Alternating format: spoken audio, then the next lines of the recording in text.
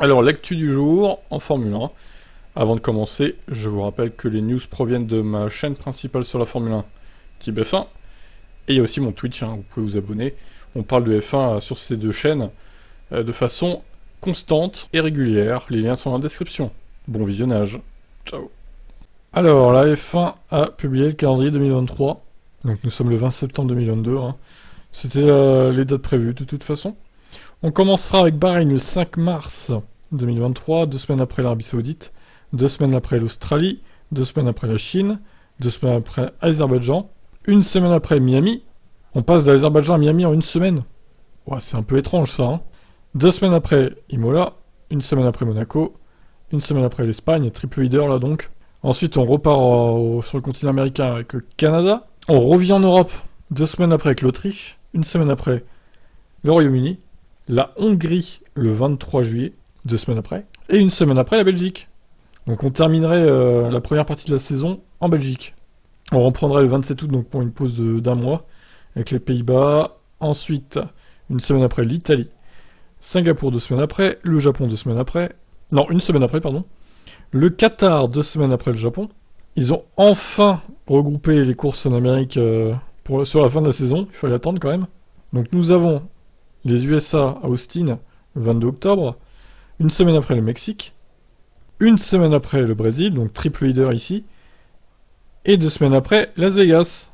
Donc là, ils ont bien géré, ils ont plutôt bien géré, je trouve, la fin de saison sur le continent américain. Ils auraient pu regrouper aussi Miami et Canada, mais bon, ils l'ont pas fait. Et donc Abu Dhabi qui serait 1 semaine après seulement Las Vegas. Donc écoutez, voilà pour ce calendrier 2023, a priori ça ne bougera pas. Donc la Belgique est bel et bien là, la France n'est pas là, comme prévu, 24 courses au programme, étalées de début mars à fin novembre. Alors je le trouve plutôt bien équilibré, personnellement. Et vous alors, qu'est-ce que vous en pensez? Ciao. Alors après la publication du calendrier, la FIA a aussi officialisé Monaco jusqu'en 2025 inclus. Donc 2023, 24 et 25. 3 saisons de plus avec le Grand Prix de Monaco, qu'est-ce que vous en pensez? Bonne ou mauvaise nouvelle? Je suis heureux de confirmer que nous courrons à Monaco jusqu'en 2025 et ravi d'être de retour dans les rues de cette célèbre principauté pour le championnat de l'année prochaine, le 28 mai. Je tiens à remercier toutes les personnes impliquées dans ce renouvellement, et en particulier le Prince Albert de Monaco, Michel Bouéry, tout le gratin. Nous avons hâte d'être de retour la saison prochaine pour poursuivre notre partenariat ensemble. Bouéry a déclaré, dans l'intérêt du championnat du monde de F1, et après plusieurs mois de négociations, nous sommes fiers d'annoncer que nous avons signé un accord de 3 ans avec la F1, qui sera probablement renouvelé. Oui, alors, t'avances pas trop non plus, je crois qu'on va y aller 3 ans par 3 ans. Bon, il y a les anti-Monaco qui disent qu'on se fait chier sur ce circuit qui sert à rien, etc. Il y a les autres qui disent c'est un joyau de la F1, il faut le garder, etc. Même si on se fait chier. Bon, moi je suis un peu entre les deux. Je comprends les deux points de vue. C'est vrai qu'encore en 2022, malgré la pluie, finalement, quand tu vois Pérez qui bloque tout le monde, personne peut dépasser. C'est vraiment un enfer, en fait, ce Grand Prix. Niveau spectacle, il se passe rien. C'est à la queue leu, en fait. Il faudrait quand même trouver un truc sur cette piste pour augmenter le spectacle. Mais c'est compliqué. Vous en pensez quoi, vous? Ciao. Oscar Piastri a-t-il condamné l'Alpine Academy? Laurent Rossi, l'homme à la tête d'Alpine, s'est exprimé sur l'Alpine Academy et l'avenir du programme. Le problème que ça crée, c'est que ça rend le marché trop fluide. Ça met en danger les parties prenantes qui y investissent. Si vous décidez que vous allez économiser de l'argent chaque année, en investissant pas dans les pilotes, et que vous les débauchez ensuite avec cet argent que vous avez économisé, c'est une proposition différente. Je suis pas sûr de vouloir continuer à former ces pilotes, sinon je vais devoir les enfermer avec un contrat qui pourrait ne pas les intéresser. Laurent Rossi admet que le futur du programme junior d'Alpine est en danger, que l'effet sera mis sur les pilotes encore présents au sein de l'académie. Comment on va pouvoir résoudre ça? Maintenant, on se demande vraiment si oui ou non on va continuer au-delà des pilotes que nous avons et avec qui nous allons honorer jusqu'au bout nos obligations, car nous avons des plans pluriannuels avec eux. Nous nous demandons si nous allons prendre et former de nouveaux pilotes. On peut comprendre qu'il soit un petit peu refroidi par ce qui s'est passé, effectivement. Bon, est-ce que ça signe la fin des académies de pilotage? Dur à dire. Le futur nous le dira. Qu'est-ce que vous en pensez, vous? Ciao, ciao. Alors, Madrid pourrait potentiellement accueillir le Grand Prix d'Espagne dans le futur. Le propriétaire du circuit Race, la communauté autonome de Madrid et la F1 se sont rencontrés pendant le Grand Prix de Belgique et se sont mis d'accord sur l'objectif de courir à Jarama en 2026. Avant d'y arriver, Jarama doit encore être reconstruit. Pour cela, il s'inspire de la récente refonte du circuit de Zandvoort. Techniquement, c'est possible et pas aussi cher que de construire un nouveau circuit. Certes. Jarama est similaire à Zandvoort, bien des égards, les deux circuits sont issus de la plume de John Hugenholtz, les pistes ont déjà figuré au calendrier de la F1 dans les premières années jusqu'aux années 80. Et donc, comme Zandvoort, Jarama peut maintenant revenir au calendrier avec une révolution majeure. Une rénovation qui devrait coûter entre 40 à 50 millions d'euros. Nous ne partons pas d'une feuille blanche, nous essayons d'utiliser tout ce qui existe, de le sécuriser, mais de garder la même essence et nous assurer que le circuit ne perd pas de son identité. Le circuit pourrait passer de 3,8 à 4,1 km de long, ce qui le rendra à peu près aussi long que Zandvoort. La FIA et la FOM ont déjà donné leur feu vert pour les plans. Bon, écoutez... Alors je sais pas s'il sera mieux que Barcelone, ce circuit, mais pourquoi pas. Qu'est-ce que vous en pensez? Bonne idée ou pas, vous? Ciao. Binotto, la FIA devrait autoriser davantage de moteurs sur une saison de Formule 1. La situation de Monza était trop confuse pour le spectateur. Alors oui, effectivement, la grille de départ était un peu difficile à faire, on va dire, ça comme ça. Mais est-ce qu'il faut pour autant augmenter le nombre de moteurs par saison? Je suis pas sûr. Il suffit de changer le système de pénalité, c'est tout en fait. Chaque pilote possède une allocation de 3 unités de puissance pour l'intégralité d'une saison, mais il apparaît très difficile, voire presque impossible de respecter ce quota sans prendre la moindre pénalité, sur une année entière. Mais alors, que faire pour éviter que ce type de situation confuse ne se répète? Mattia Binotto y va de sa proposition. La FIA devrait permettre l'utilisation de davantage de moteurs sur une saison, tout en rendant plus claire l'application des pénalités. La raison pour laquelle il a fallu si longtemps pour déterminer la grille de départ, c'est parce qu'il y a certainement différentes interprétations et que les règlements ne sont pas suffisamment clairs. C'est quelque chose que nous devons régler pour le futur, et pas seulement au sujet de la manière d'appliquer les pénalités sur la grille. Je pense aussi qu'il y en a bien trop de pénalités. J'estime qu'il est difficile pour un fan de comprendre pourquoi la voiture qui a signé à la pole position ne part pas en tête en raison des pénalités. Alors peut-être que l'allocation de 3 unités de puissance par pilote n'est pas suffisante. C'est quelque chose qu'il nous faudrait reconsidérer pour les prochaines saisons. Bah non, c'est aux équipes de faire un moteur fiable. Pour respecter à peu près le quota, même si c'est compliqué, c'est sûr. Après, on a vu que quand t'as une voiture qui marche, les pénalités, on s'en fout un peu en fait. N'est-ce pas, Max? Le mec part 10ème à Spa, il gagne à la fin, excusez-moi, mais bon là, c'est pas une excuse, Ferrari. Donc, éventuellement, revoir le système de pénalité, possiblement pénaliser plutôt les pilotes en course, pas en qualif. Je pense qu'en plus, ça les pénalisera plus en course qu'en qualif, pour le coup. Mais bon, à réfléchir, évidemment. Ciao, ciao. Alors, Verstappen, le programme Red Bull Powertrains est impressionnant. Le néerlandais espère visiter rapidement l'usine. Je suis pas encore allé, j'ai vu quelques personnes et j'entends toutes ces histoires de Christian Helmut aussi. C'est assez impressionnant ce qu'ils font là-bas en ce moment et ce qui est à venir dans le futur. J'ai déjà parlé à Christian la dernière fois que j'étais à l'usine, je lui ai dit que la prochaine fois nous irions voir. On est tellement limité dans le temps, quand je suis là-bas, c'est juste du simulateur toute la journée. Et après ça, j'ai quelques engagements médiatiques, donc j'ai pas vraiment le temps de m'y rendre. Mais la prochaine fois, j'irai, et je ferai une séance de simulateur, je raccourcirai un peu, et j'irai voir.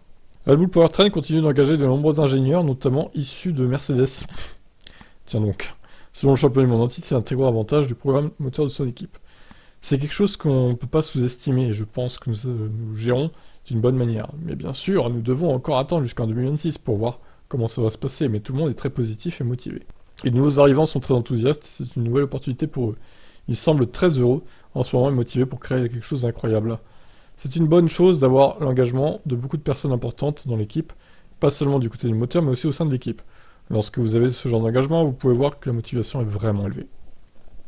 Ok, bon bah, tant mieux pour eux si ça marche, Mais bon, j'ai quelques doutes que s'il n'y a pas d'aide de Honda, par exemple, que ce soit au top, ce Red Bull Powertrain.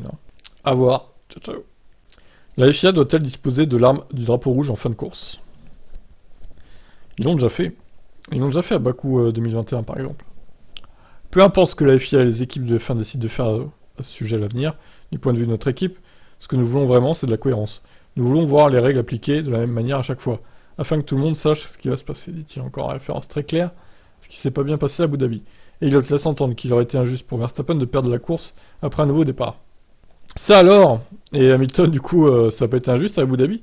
Max était dans cette première position sur une grande partie de la course, il méritait donc sa victoire.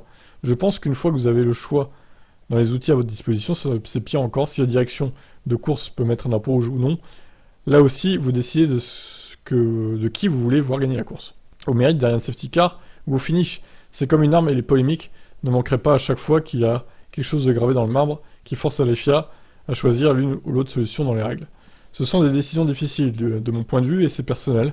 Ça aurait été bien de voir George se battre à la fin de la course en ayant potentiellement la chance d'obtenir une ou deux autres positions. Mais je pense aussi que dans la façon dont la course est terminée, nous avons le bon pilote qui a gagné. et le fait que ça soit produit sous hauteur de sécurité est quelque chose que nous devons simplement accepter. Ouais, ils auraient sûrement dit la même chose si ça avait été le cas aussi à Abu Dhabi, sauf que ça n'a pas été le cas. C'est pas le bon pilote qui a gagné à Abu Dhabi 2021, mais bon, on va pas revenir là-dessus, évidemment. Hein. On risquerait de s'énerver. Hein. Donc, et c'est la question que on peut se poser, effectivement, est-ce que la FIA devrait pouvoir avoir le choix de mettre un drapeau rouge à sa guise pour figer la course et être sûr que ça reparte pour un ou deux tours sous drapeau vert. Qu'est-ce que vous en pensez, vous? Ciao. Hamilton réitère sa confiance totale en Mercedes pour l'année prochaine. J'espère que ça suffira. C'est toujours compliqué pour nous, mais je dirais, regardez, nous avons été très forts dans le passé, nous avons remporté des titres mondiaux, notre communication continue de s'améliorer. Nous organisons plus de réunions et de conversations en petits groupes. J'essaie simplement d'aider en donnant autant de commentaires que possible sur ce que je ressens dans la voiture. Et quels sont les endroits où je pourrais gagner du temps. Ce seront des choses que les membres de l'équipe ne peuvent pas voir dans les données et que le pilote peut apporter. Donc travailler en étroite collaboration avec Georges là-dessus est aussi très important.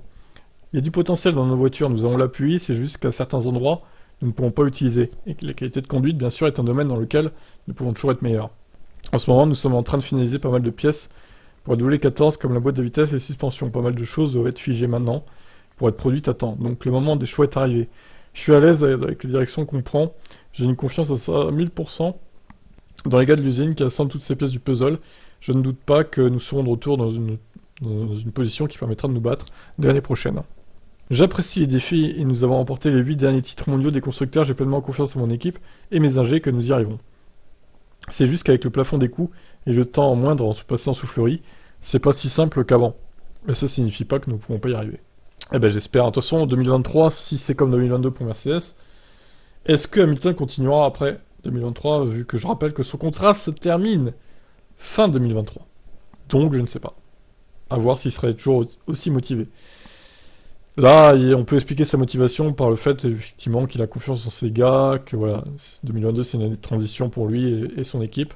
Maintenant, si en 2023, ça ne fonctionne pas non plus, on risque de le perdre. Hein. Allez, à voir. Ciao. Alors, Hertha, pour un pilote établi en IndyCar, impossible de faire le switch en Formule 1. Je comprends la position de la FIA sur la base des structures actuelles des points. Red Bull a bien tenté de mettre en avant la force majeure sur la base de la situation Covid de ces dernières années et espérait que des tests privés et des essais libres 1 pourraient faire changer d'avis la FIA, sans résultat. Mais Hertha insiste sur le fait qu'il ne voulait pas bénéficier d'une exemption. J'ai eu la possibilité de gagner des points supplémentaires en pilotant dans d'autres formules cet hiver. Mais je suis pilote professionnel en IndyCar depuis 4 ans et je n'ai même pas considéré ça. Personnellement, je pense que le nombre de points en IndyCar est trop bas. Il faut revoir aussi le système pour les pilotes professionnels car les points sont adaptés à des jeunes qui montent et passent de catégorie en catégorie. Il n'a pas tort sur ça. Mais une fois installé dans une catégorie, comme moi en IndyCar, c'est impossible de faire le switch avec la F1. Il faut donc mieux récompenser ça. Ouais, je trouve qu'il a raison. Hein. Le système pense pas assez aux pilotes établis dans d'autres catégories. Donc il faut faire un changement, hein, clairement. Bon, après, je sais pas ce qu'il donnera en Formule 1, lui. Il a l'air prometteur, mais bon. Est-ce que c'est une future superstar de pilotage? Ça reste à voir. Ciao. Jos Verstappen tient à être présent à chaque course qui reste maintenant, tant que son fils ne sera pas champion du monde. Bon, ça devrait arriver assez rapidement quand même. Max a beaucoup de points d'avance, c'est très positif, mais son titre doit encore être confirmé. Tout le monde est prêt à célébrer ce titre, mais ça n'en demeure pas moins excitant. Je tiens à être présent lors de chaque course pour être là quand ça arrivera. Donc je me rendrai à Singapour en fonction de la situation, au Japon, etc. Peu importe à quel moment ça se produit, même si c'est lors de la dernière course, le plus important c'est qu'il soit champion. Alors, si c'est Abu Dhabi qui est champion, il y aurait un petit problème dans la saison là quand même. Hein.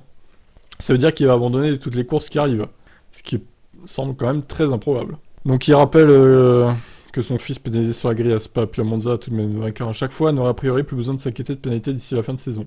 Ça signifie que sa voiture fonctionne très bien en course. Si Max peut s'élancer depuis la première ligne pour changer, ça sera encore plus facile. Oui, bon, ça, vu la voiture qu'il a, on va pas le plaindre. Bon, voilà. Écoutez, quand c'est que ça sera, je sais pas. Peut-être pas à Singapour, mais Japon, ça paraît très probable hein, qu'il gagne le titre au Japon pour le coup. Sur les terres d'Honda. Allez, je vous laisse commenter. Toto Wolff, les prochains mois seront cruciaux pour Mercedes, pour l'année prochaine. Les 2 prochains mois. Nous avons manqué d'outils et de simulation pour comprendre le problème de la voiture que nous avons développé. Nous n'avons pas été en mesure de l'exploiter comme nous le voulions, tant sur le plan aéro que mécanique, nous n'avons pas su l'optimiser. Il nous a fallu des mois pour corriger certaines décisions prises en amont. Ce n'est pas comme si je pensais que nous avions trouvé le Saint Graal et que tout allait être génial l'année prochaine. Nous sommes maintenant dans une période cruciale. Nous avons besoin, lors des 2 prochains mois, de comprendre avec précision ce qui doit être fait pour l'année prochaine. Bah, moi je dis que c'est même assez inquiétant qu'ils aient pas compris déjà dans quelle direction il faut aller. Parce que là, on sent qu'ils tâtonnent encore hein, chez Mercedes, que nous, tout n'est pas, tout est loin d'être optimal. Et je suis pas très rassuré pour 2023, personnellement, hein. Alors, la W14 sera peut-être mieux que la W13, mais je doute qu'on se batte pour le titre l'année prochaine encore, malheureusement. Bon, je suis peut-être pessimiste, mais ça va être compliqué, je pense, contre Red Bull. Peut-être que contre Ferrari ça ira, mais contre Red Bull, voilà quoi. À voir, qu'est-ce que vous en pensez, vous?